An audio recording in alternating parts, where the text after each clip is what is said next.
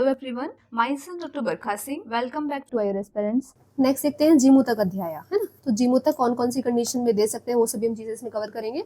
तो सबसे पहले बताते हैं इसकी पर्याय की, ठीक है। गरागरी, दूसरा है वेणी, वेणी, ठीक है।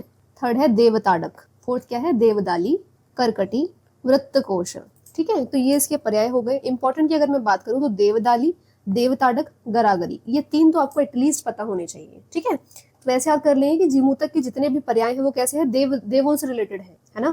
जैसे वेणी हो गया, तो वेणु जो है, जो बांसुरी है, वो कृष्ण भगवान बजाते हैं, है ना, तो वेणु हो जाएगा।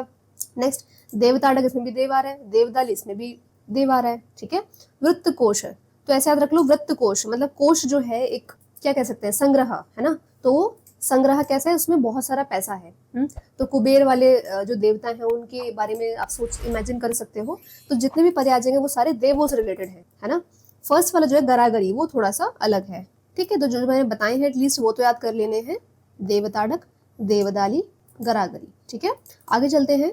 तो इसकी जो मात्रा बता रखी है बच्चों, क्या है, एक शुक्ति प्रमाण बता रखा है इसकी मात्रा, है ना। एक शुक्ति, एक शुक्ति कितना आता है, होता है 2 तोला, है ना।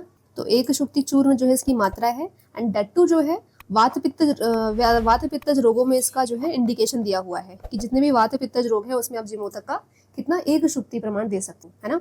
इसकी जो इंडिकेशंस हैं वो जरूरी है, ज्वर, श्वास, हिक्का, ठीक है। 3 इंडिकेशंस है बच्चों, ज्वर, श्वास, हिक्का, ठीक है।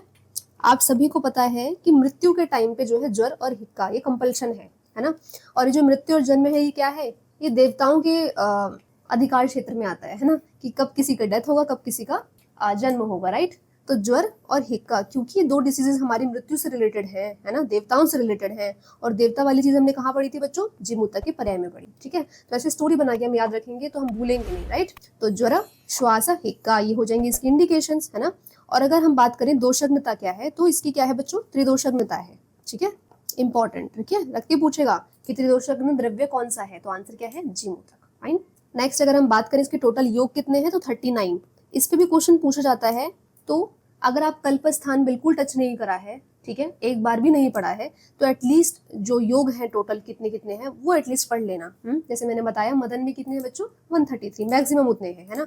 जीमूतक में कितने हैं, 39 है। तो 1 बाय 1 में हम देखेंगे आगे। जो आउट ऑफ 39 योग, जैसे आरगवद या गुडुची से कितने योग बन रहे हैं, या घृत से कितने बन रहे हैं, तो वो सब भी हमें देखने हैं। लेकिन जैसे मैंने बताया कि कल्प स्थान से 0 to 1 क्वेश्चन आने के ही चांसेस होते हैं हर साल, है ना।